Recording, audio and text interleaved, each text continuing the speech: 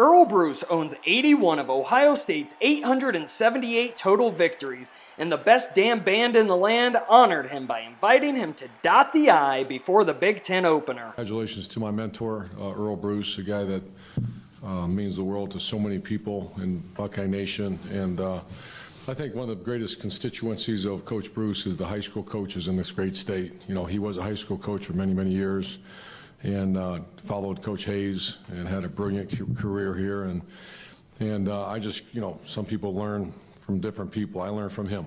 What I learned from him was you do right. There's no gray area, and following the rules. Also about the premium placed on education and toughness. That's what I take from Earl Bruce, and I'd like to. The Buckeyes were primed and ready to take on the Scarlet Knights of Rutgers, led by first-year head coach Chris Ash.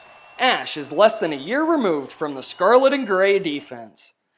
On the first drive of the game, Chris Laviano connected with Jawan Harris twice for a couple of early first downs.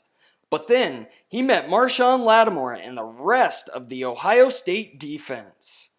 From there, Laviano struggled, completing just 3 of 16 total pass attempts. Ohio State's first drive ended when Anthony Chafee intercepted this tipped J.T. Barrett pass.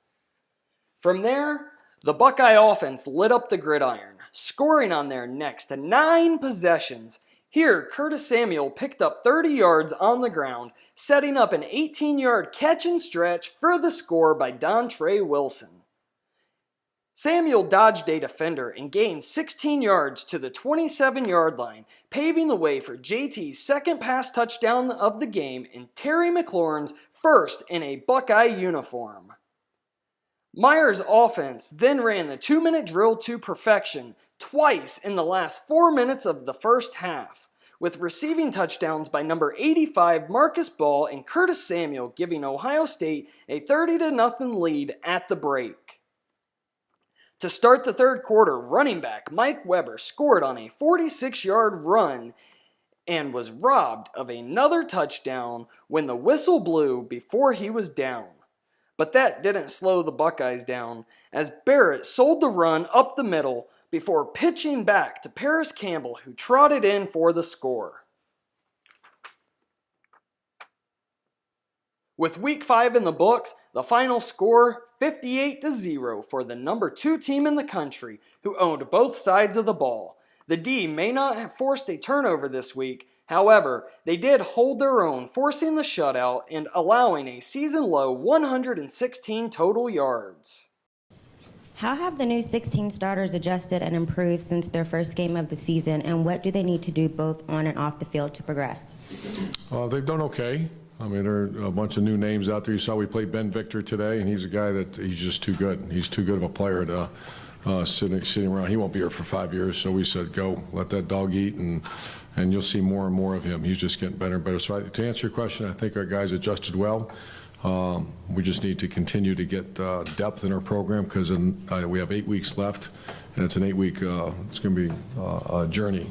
So we need to continue to build depth. Surprise, surprise, this week's Holy Buckeye Player of the Game, quarterback J.T. Barrett. Barrett completed 72% of his passes for 238 yards and 4 scores, which gives J.T. 59 career pass touchdowns, breaking Bobby Hoyne's record of 57. I didn't know coming into the game I was about to break the record. But seriously? You didn't? It wasn't like, hey, I'm going to throw a lot of touchdown passes today. So I just didn't know. But finally, let's take a look at the Big Ten standings. The Cornhuskers are the sole unbeaten out west, with the Badgers in second, coming off the tough loss at Michigan.